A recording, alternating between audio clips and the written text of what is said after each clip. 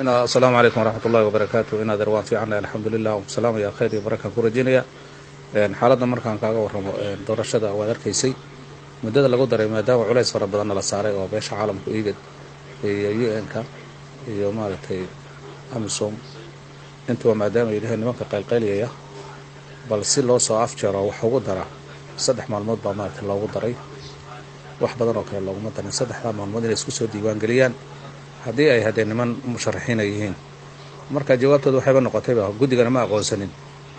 dastuurna ma aqoonsanin marka anaga way noo fiican tahay marka 3 cisho way iska dhamaanaysaa marka insha Allah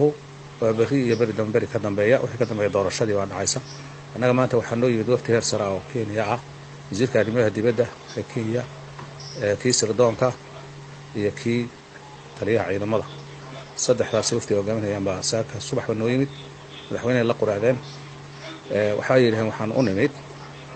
inaan ku dhiiri gelino oo Jubbaland anaga dhisnay cid nimin kartan anaga haynimo jirtaan caalamku haday soo yimaadaan wax sharci darran wax ku dumin kara ma jiraan wax sharci oo haystaan dadkan ordayana ma bale Itoobiya haday Soomaaliya yihiinba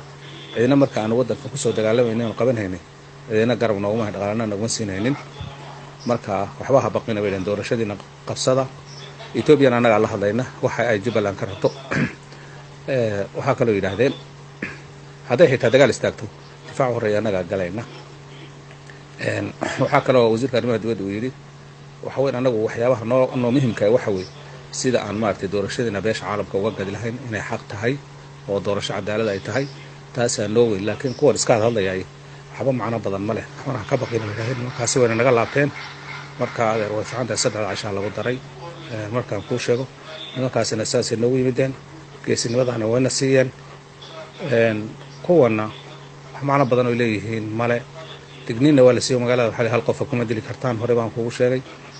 waxaan gudiga sheegaysana waxba kuma jiraan bari laakiin xamar baa iska bararaleynaysa